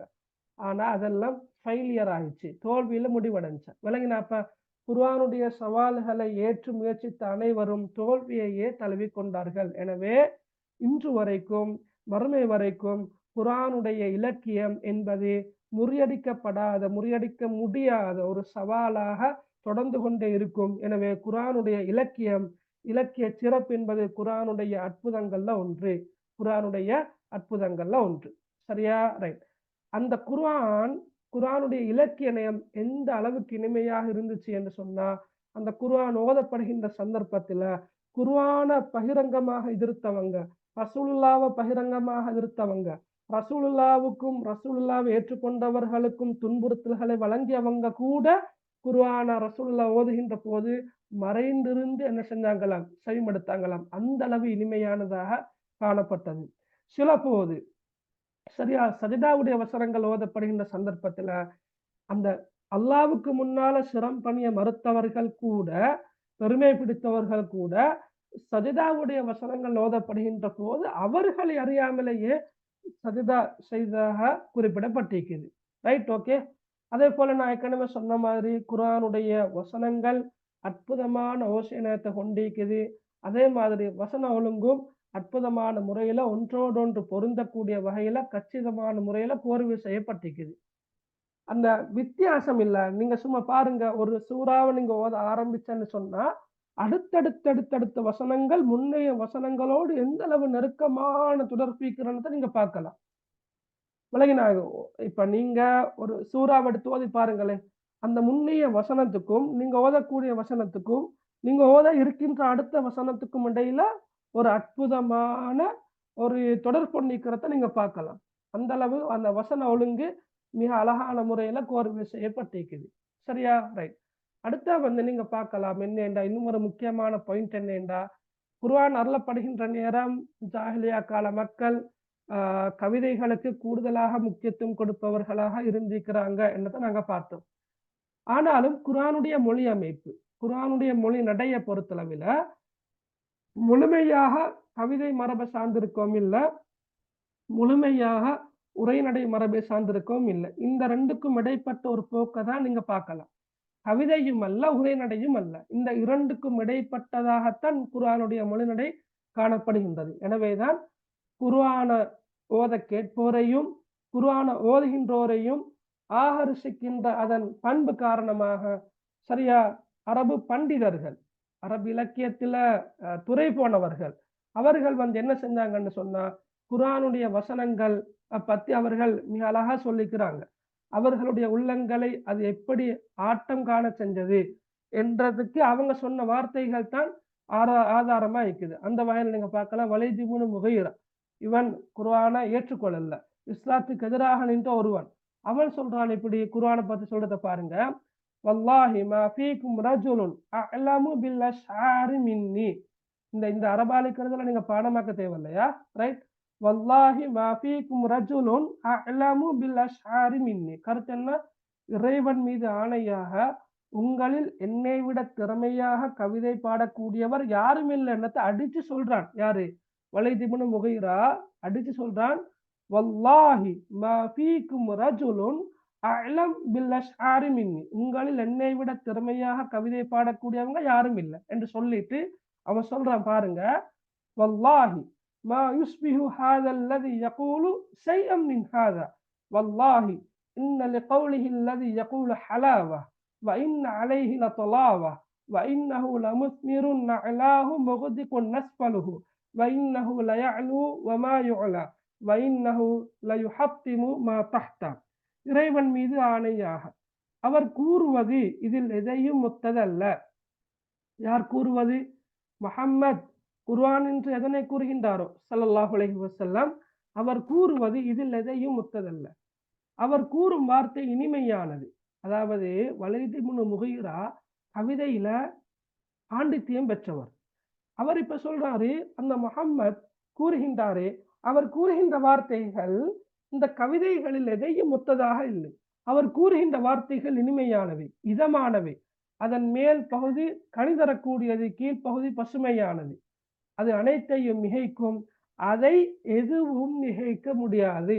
அந்த குர்ஆனிய வசனங்கள் எல்லாவற்றையும் மிகைக்கும், ஆனா அந்த குர்ஆனிய வசனங்களை எவற்றாலும் மிகைக்க முடியாது. அதற்கு கீழ் உள்ளதை அது தகர்த்து விடும் என்று வலீத் இப்னு முகைரா மிக அழகாக சொல்லி காட்டுறார். அதே போல உத்பத் இப்னு ரபியா இன்னும் ஒரு முக்கியமான ஆள். அவர் என்ன சொல்றார்? அது சமிஅ்து மின் முஹம்மதின் கௌலன் வல்லாஹி மா சமிஅ்து பிமிஸ்லிஹி கத்து மா ஹுவ பிஷ்ஷிர் வல ஸிஹ்ர் வல கிஹானா ஃபவல்லாஹி லயகூனன்ன லிகௌலிஹி அல்லதி சமிஅ்து நபா. அவர் என்ன சொல்றாரு? அது சமிஅ்து மின் முஹம்மதின் கௌலா, முஹம்மதிடமிருந்து நான் ஒரு வார்த்தையை கேட்டேன் ஸல்லல்லாஹு அலைஹி வஸல்லம். அவர் என்ன? வல்லாஹி மா சமிஅ்து பிமிஸ்லிஹி கத்து, இறைவன் மீது ஆணையாக, மா சமிஅ்து நான் கேட்டதே இல்லை, பிமிஸ்லிஹி கத்து அது போன்ற ஒன்றை, முஹம்மதிடமிருந்து நான் கேட்ட அந்த வார்த்தையை போன்ற ஒன்றை இதற்கு முன்னர் நான் கேட்டதே கிடையாது, கேட்டதே இல்லை. மா ஹுவ பிஷ்ஷிர் அது சூனியமும் அல்ல, வல ஸிஹ்ர் அது கவிதைக்கும் அல்ல, சரி மாறி வரும், மா ஹுவ பிஷ்ஷிர் அது கவிதைக்கும் அல்ல, வல ஸிஹ்ர் சூனியமும் அல்ல, வலல் கிஹானா சோதிடமும் அல்ல. ஃபவல்லாஹி லயகூனன்ன லிகௌலிஹி அல்லதி சமிஅ்து நபா, நிச்சயமாக நான் செய்யுமெடுத்த அந்த வார்த்தைகளுக்கு மகத்தான ஒரு செய்தி இருக்கின்றது என்று உத்பத் இப்னு ரபியா சொல்றார். இவ்வாறு இஸ்லாத்தை ஏற்றுக்கொள்ளாத, இஸ்லாத்துக்கு பகிரங்கமாக விரோதமாக இருந்த இந்த அரபு பண்டிதர்கள் என்ன செய்யறாங்க? இந்த குர்ஆனிய வசனங்களை கேட்ட பின்னர் தான் சார்ந்திருக்கின்ற மக்களிடம் சொன்ன வார்த்தைகள் தான் இவை. அப்ப இவையெல்லாம் எதை காட்டுது? மிக தெளிவாக இந்த குர்ஆனிய வசனங்கள் அந்த மக்களுடைய உள்ளங்களை ஆட்டம் காண செய்திருக்கின்றன என்பதற்கான ஆதாரங்கள், சான்றுகள் ஆகும். அப்ப இதை நீங்க விளங்கி கொள்ளுங்க. நீங்க சுமந்திருக்கின்ற, நீங்க ஓதுகின்ற குர்ஆன் எவ்வளவு அற்புதமானது என்பதை நீங்க இதனூடாக விளங்கி கொண்டா சரி. இதுல இருக்கின்ற அரபு வசனங்கள், இதை நீங்க கூற்றுக்கள் அரபு மொழியில படிக்க வேண்டிய, பாடமாக்க வேண்டிய அவசியம் இல்லை. ஆனா சில போது இந்த கூற்றுக்களை தந்து, இறைவன் மீது ஆணையாக என்று ஆரம்பிக்கின்ற இந்த கூற்றை தந்து இதை கூறியவர் யார் என்ற கேள்வி வரலாம். அல்லது உத்பத் இப்னு ரபியா சொன்ன இந்த கூற்று இதை கூறியவர் யார், இந்த கூற்றுக்கு சொந்தமானவர் யார் என்ற கேள்வி வரலாம். Right, okay. அடுத்து நீங்க பார்க்கலாம், ஒரு புத்தகத்தை நீங்க படிக்கிறீங்க அப்படின்னு சொன்னா அந்த புத்தகம் ஒரு குறிப்பிட்ட விடய தலைப்புகளால மாத்திரம்தான் இருக்கும். இப்ப அரசியல் என்றா அரசியல் சார்ந்த கருத்துகள் மட்டும்தான் இருக்கும். பொருளாதாரம் என்றா பொருளாதாரம் சார்ந்த கருத்துகள் மட்டும்தான் இருக்கும். சமூக வாழ்க்கைன்னா சமூக வாழ்க்கை சம்பந்தமான கருத்துகள் மட்டும்தான் இருக்கும். வணக்க வழிபாடுகள் என்றா வணக்க வழிபாடுகளை பத்தி மட்டும்தான் இருக்கும். இது மனிதனால இயற்றப்படுகின்ற, மனிதனால உருவாக்கப்படுகின்ற ஒரு புத்தகமாக இருக்கின்றதால மனிதன் ஒரு தலைப்பின் கீழால் தான் அந்த புத்தகத்தை என்ன தொகுப்பான், எழுதுவான், ஆக்குவான். ஆனா குர்ஆன் 114 அத்தியாயங்களை கொண்டிருக்குது, 30 பாகங்களை கொண்டிருக்குது. இந்த 30 பாகங்களுக்குள்ளால 114 அத்தியாயங்களுக்குள்ளால ஒரு குறிப்பிட்ட தலைப்புல மட்டும் பேசுறது இல்லை. ஒரு குறிப்பிட்ட சூறாவை நீங்க எடுத்துக்கொண்ட அந்த சூறா பல விஷயங்களை பேசியிருக்கும். ஒன்று சட்டங்கள் வரும், வரலாறு சொல்லப்பட்டிருக்கும், உபதேசங்கள், நசீஹத்துகள், வசியாக்கள் வரும், ஆதாரங்களை முன்வைத்திருக்கும், எச்சரிக்கை வந்திருக்கும், சுபசோபனம் வந்திருக்கும். இவ்வாறு குர்ஆன் பல பல பல விடய பரப்புகளால வைத்திருந்தாலும் அதனுடைய வசன ஒழுங்கு குன்றாமல் அமைந்திருக்கின்றமை மற்றும் ஒரு முக்கியமான அற்புதமாகும். வழங்கினவனுக்கு, அதாவது குர்ஆன்ல உள்ள வசனங்களுக்குள்ளால ஒரு குறிப்பிட்ட தலைப்பு அல்லது 2 தலைப்பு தான் என்று இல்லை, பல தலைப்புகள் இருக்குது. இவ்வாறு பல தலைப்புகளுக்குள்ளால அந்த குர்ஆனிய வசனங்கள் காணப்பட்டாலும் அதோட வசன அமைப்பு அல்லது வசன ஒழுங்கு அல்லது வசனங்களுக்கு இடையிலான அந்த தொடர்பு குன்றாமல், அது சிதறாமல், அது ஒரு அழகான முறையில கோர்வை செய்யப்பட்டிருப்பதும் மற்றும் ஒரு அற்புதமாகும். அதே போல கால வேறுபாடின்றி, பிரதேச வேறுபாடின்றி, அறிஞர்கள், படித்தவர்கள், பாமரர்கள் என்ற வேறுபாடின்றி எல்லா தரப்பினரையும் கவரும் வண்ணம் குர்ஆன் மொழி நடை இருக்குது. இப்ப நீங்க பார்க்கலாம், படித்தவங்க மட்டும்தான் குர்ஆன் ஓதுறாங்க அப்படின்னு இல்லை. படிக்காத பாமர மக்களும் குர்ஆன ஆர்வத்தோட ஓதுறாங்க, குர்ஆன் ஓதுறத்தை ரசிக்கிறாங்க. விளங்கினா, படிச்சவங்க, அரபு மொழி தெரிஞ்சவங்க, அரபியர்கள் என்றுதான் அவங்க மட்டும்தான் குர்ஆனை ரசிக்கிறாங்க, குர்ஆன் ஓதுறாங்க, குர்ஆன் ஓத கேட்கிறாங்க அப்படின்னு இல்லை. படிக்காத அல்லது அரேபியர்கள் அல்லாத அஜமிகளாக இருந்தாலும் கூட என்ன செய்யறாங்க, குர்ஆன் ஓதுறத்தை கேட்கிறாங்க, குர்ஆனை இனிமையாக ஓத முயற்சி செய்யறாங்க. சரியா? ரைட். அதே போல குர்ஆன் என்ன செய்யுது, சில சொற்களை திரும்ப திரும்ப சொல்லுது, சில வசனங்களை திரும்ப திரும்ப சொல்லுது.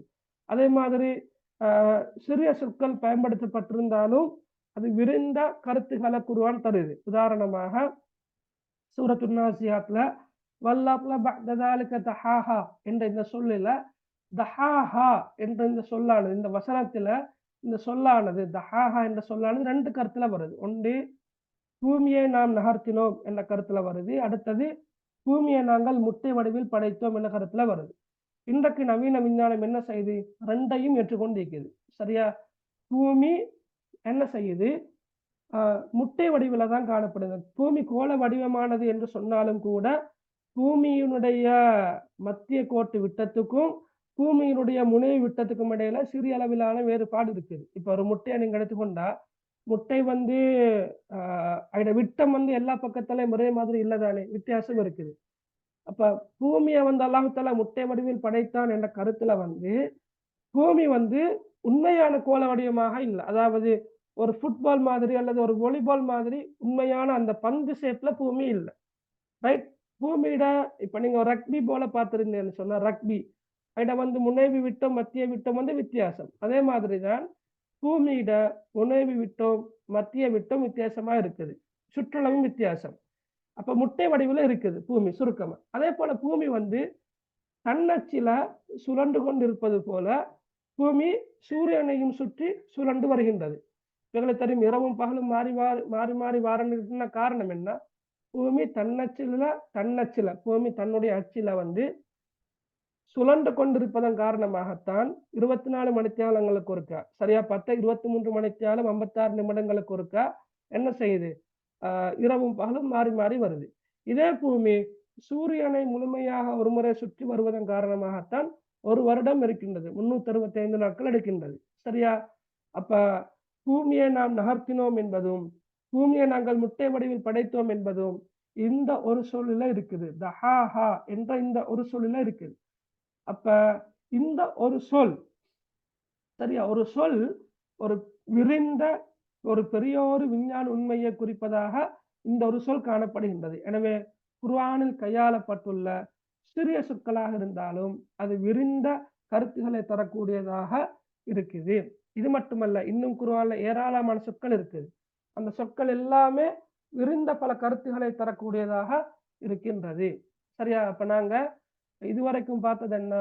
அல் குர்ஆனுடைய அரபிலக்கியம், அல் குர்ஆன் இலக்கிய சிறப்பை தான் நாங்க பார்த்தோம். அல் குர்ஆன் விடுத்த சவால்கள், அது எப்படி கட்டம் கட்டமாக விடுத்தது என்பதை பார்த்தோம். அதே போல குர்ஆனுடைய இலக்கிய சிறப்பின் காரணமாக இஸ்லாத்தை பகிரங்கமாக எதிர்த்தவர்கள் குர்ஆனிய வசனங்களை கேட்கிற நேரம் எப்படி நடந்து கொண்டாங்க என்பதை பார்த்தோம். மட்டுமல்ல, இஸ்லாத்தின் விரோதிகள் குர்ஆனை பற்றி அவர்களுடைய நாவினால் சொல்லிய வார்த்தைகள் என்ன என்பதை நாங்கள் அடுத்ததாக பார்த்தோம். கடைசியாக பார்த்தோம் என்ன, குர்ஆன் எல்லோரையும் வசீகரிக்கின்ற தன்மை கொண்டது. குர்ஆன் பல்வேறு விடயப்பரப்புகளால் போனாலும் அந்த வசன அமைப்பு சிதறாமல் காணப்படுகின்றது என்று பார்த்தோம். அதே போல குர்ஆனுடைய சிறிய சொற்களும் கூட விரிந்த பல கருத்துக்களை தரக்கூடியது என்பதையும் நாங்க பார்த்தோம். சரியா? இப்ப நாங்க இன்ஷா அல்லாஹ் அடுத்த வகுப்புல நாங்க வந்து மக்கி சூரா, மதனி சூரா, அஸ்மாபுன் நுசூல், முனாசபாத் இது சம்பந்தமாக பார்த்துட்டு நாங்க இன்ஷா அல்லாஹ் என்ன சூறாவை, அதாவது சூறாக்களை படிக்கிறதுக்கு ஸ்டார்ட் பண்ணுவோம். ஓகே, சரி. இப்ப நான் உங்களுக்கான சந்தர்ப்பம், ரைட்? ஏதாவது கேள்விகள் இருக்குமாக இருந்தால் கேட்கலாம்.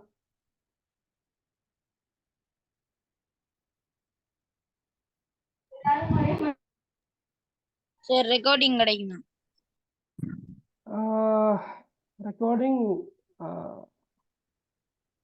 தேவையை பொறுத்து வழங்குவோம். சார் இதுல வந்து அரபிக் அழைக்கிறதெல்லாம் பாடமாக்கணுமா நாங்க?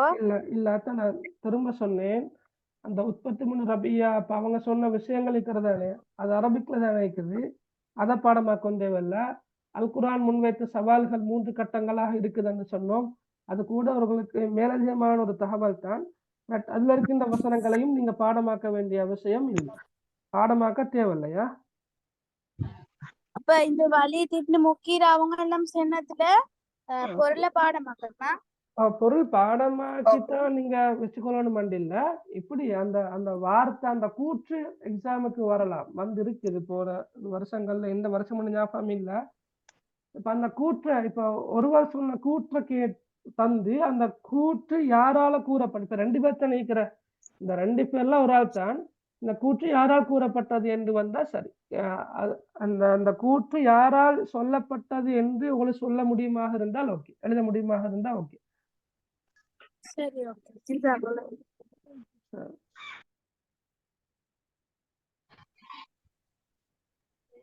சார் எக்ஸாம்ல பொருள் எழுத சொல்லி வருமா? என்ன பொருள்? நீங்க சொல்லி தந்ததுல இல்ல, இப்ப இது வரைக்கும் அப்படி ஒரு கேள்வி ஒன்றும் வந்தில்ல மகள். சரியா? அப்படி வராத, பெரும்பாலும் வராது அப்படி பொருள்.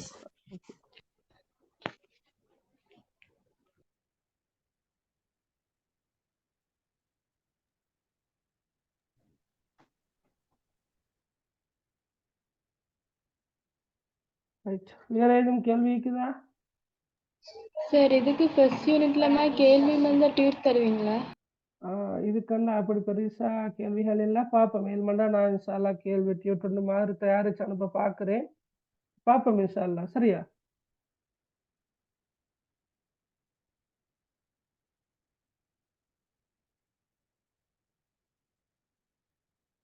first time exam, share for exam, how many units will come share in exam? First time Shukra Rizwan. Right. First டைமுக்கு இன்ஷால்லா நான் உங்களுக்கு ஒரு ஸ்கீமெண்ட் அனுப்புறேன்னு. Right, okay. அரபால் எழுத வேண்டி வராது. இப்ப நான் ஏற்கனவே திருப்ப சொல்றேன், அந்த சொல்லப்பட்ட கவிஞர்கள் 2 பேர்த்த கூற்றுகள் அரபால் இருக்குது, அரபால எழுத வேண்டி வராது. ஹைர், ஓகே. அப்ப நாங்க இன்றைக்கு எங்கட வகுப்பை நிறைவே கொண்டு வரோம் இன்ஷா அல்லாஹ். படித்த விஷயங்களை நீங்க தொடர்ச்சியாக மீட்டி கொண்டு வாங்க, அப்ப அது உங்களுக்கு மிச்சம் பயனுள்ளதாக இருக்கும் இன்ஷா அல்லாஹ். ரைட். சுப்ஹானக்கல்லாஹும்ம வ பிஹம்திக் அஷ்ஹது அன் லா இலாஹ இல்லா அன்த அஸ்தக்ஃபிருக வ அத்தூபு இலைக். அஸ்ஸலாமு அலைக்கும் வரஹ்மத்துல்லாஹி வபரகாத்துஹு.